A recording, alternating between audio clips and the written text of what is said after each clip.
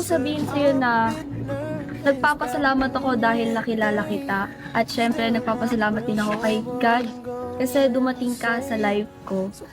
At syempre, nagtithank you rin ako sa lahat-lahat. Lahat ng binigay mong suporta sa akin, pagmamahal.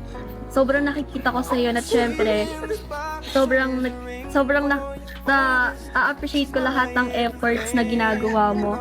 Sorry din kung nasungitan kita dati, kung hindi ko pinahalata sa iyo na gusto kita, pero sa totoo lang, sobrang nahuhulog na ako sa iyo. Siguro simula nung nakilala kita, tumigil yung mundo ko. Sobrang napaproud ako sa iyo kasi kung ano ka ngayon, at kung nasan ka ngayon, sobrang napaproud ako sa'yo, hindi ko lang pinapakita sa'yo. At, syempre, ano pa ba? Basta nagtithank you ako sa lahat-lahat. At, sana tayo hanggang dulo. Uy! Kayo na ba? Hindi pa.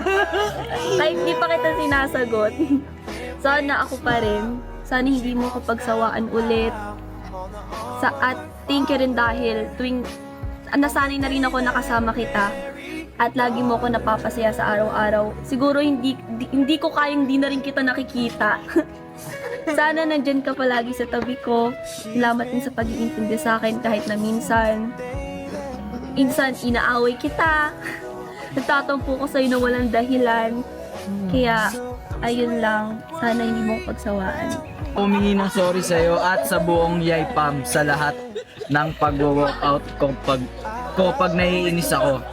Di ko din maintindihan yung sarili ko. Isa lang ang nararamdaman ko at pumapasok sa puso't utak ko. Hindi ko kayang mawala ka sa akin. Hindi ko ma-imagine, di ko kaya makita ka sa iba. Kaya ngayon, kaharap ang mga taong malalapit sa atin, ipapangako ko sa iyo at sa harap ng lahat na hindi na kita ulit aaya maging malungkot at masaktan ulit dahil di ba dapat ako yung magpapasaya sa iyo at magpapakalma ng nararamdaman mo. Alam ko hindi ako perfect pero gusto ko lang sabihin sa iyo na ako si Saidi. Handang mahalin ka at ipaglaban ka sa lahat. Ayun lang, Elaine. You may now kiss the bride.